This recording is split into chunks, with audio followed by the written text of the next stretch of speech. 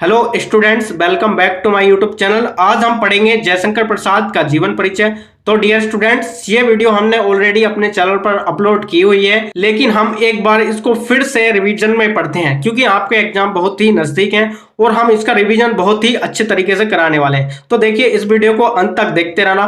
देखिए, जयशंकर प्रसाद का जन्म सन 1889 ईस्वी में काशी के एक प्रतिष्ठित वैश्य परिवार में हुआ था। ठीक है, यानी कि जयशंकर प्रसाद का जन्म कहाँ हुआ था? काशी के एक प्रतिष्ठित वैश्य परिवार में हुआ था। ठीक है, कब हुआ था? सन 1889 ईस्वी में। ठीक है, इस प्रकार से आप बोर्ड एग्जाम में रेड पेन के स्थान पर ब्लैक पेन का यूज कर सकते हैं। ये मेरा पर्सनल एक्सपीरियंस है, मैंने खुद बोर्ड एग्जाम में इस प्रकार से रेड ब्लैक पेन का बीच बीच में यूज किया था। ठीक है, तो देखिए इस प्रकार से लिख सकते हैं, जयशंकर प्रसाद का जन्म सन 1889 ईस्वी में काशी के एक प्रतिष्ठित वैश्य परिवार में हुआ था। ठीक है, उसके बाद आगे लिखेंगे इनके माता पिता का नाम और उनके बारे में। ठीक है, इनके पिता का नाम देवी प्रसाद तथा माता का नाम मुन्नी देवी था। ठीक है, तो इस प्रकार से आप लिख सकते हैं, इनके पिता का नाम देवी प्रसाद था और माता का नाम मुन्नी देवी था।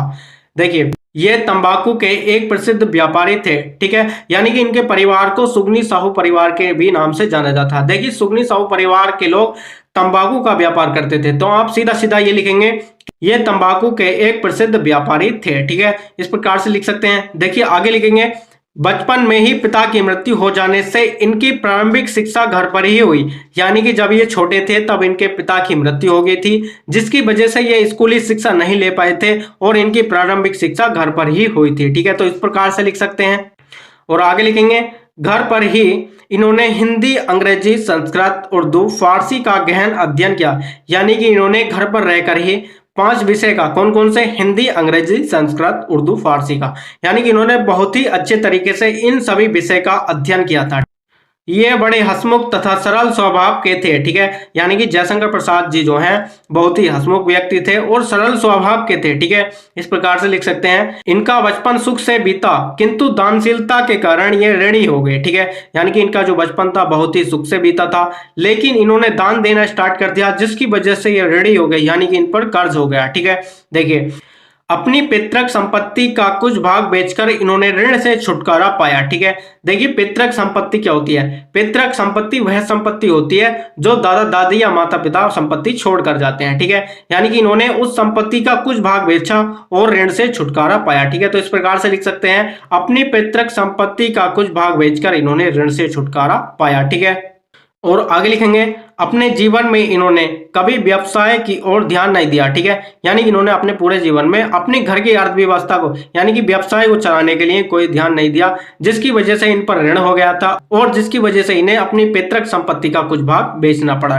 ठीक है, परिणाम स्वरूप इनकी आर्थिक स्थिति बिगड़ती गई, यानी कि इन्होंने व्यवसाय की ओर ध्यान नहीं देने की वजह से इनकी और भी ज्यादा आर्थिक स्थिति बिगड़ती गई और चिंताओं ने इन्हें घेर लिया। ठीक है, और इनका शरीर क्षय रोग से जर्जर होता गया। देखिए, क्षय रोग क्या होता है? क्षय एक टीबी की बीमारी होती है, जिसकी वजह से इनका पूरा शरीर जर्जर होता गया, यानी कि कमजोर होता गया। ठीक है, तो इस प्रकार से लिख सकते हैं, और इनका शरीर क्षय रोग से जर्जर होता गया और अंत में इनकी मृत्यु सन 1937 ईस्वी को केवल 48 वर्ष की आयु में हो गई। ठीक है, यानी कि इनकी बहुत सी चिंताओं और क्षय रोग की वजह से इनका जीवन काल बहुत ही कम रहा, ये केवल 48 वर्ष ही जी पाए। ठीक है, उसके बाद नेक्स्ट हेडिंग लिखेंगे, प्रमुख रचनाएं। ठीक है, देखिए इनकी प्रमुख रचनाओं में नाटक, कहानी, उपन्यास को लिख सकते हैं। देखिए इनके नाटक हैं, चंद्रगुप्त, स्कंदगुप्त, अजातशत्रु, ध्रुव स्वामिनी, एक घूंट। ठीक है, तो इस प्रकार से इनके नाटक हैं। देखिए कहानी है इनकी, प्रतिध्वनि, छाया, इंद्रजाल, आकाशदीप। ठीक है, इस प्रकार से ये इनकी कहानी है। उपन्यास है कंकाल, तितली। ठीक है, तो डियर स्टूडेंट्स, इस प्रकार से इनकी प्रमुख रचनाएं और जीवन परिचय को लिखने के बाद आपको एकदम पूरे नंबर मिल जाएंगे। तो डियर स्टूडेंट्स, इस प्रकार से इनका जीवन परिचय कंप्लीट हुआ। तो डियर स्टूडेंट्स, ये वीडियो आपको कैसी लगी कमेंट्स बॉक्स में जरूर बताना। वीडियो अच्छी लगी हो तो लाइक कर देना और चैनल को सब्सक्राइब करके बेल आइकन को भी प्रेस कर देना, जिससे कि नेक्स्ट वीडियो की नोटिफिकेशन सबसे पहले मिल सके। तो चलिए मिलते हैं नेक्स्ट वीडियो में नेक्स्ट टॉपिक के साथ, तब तक के लिए जय हिंद, वंदे मातरम।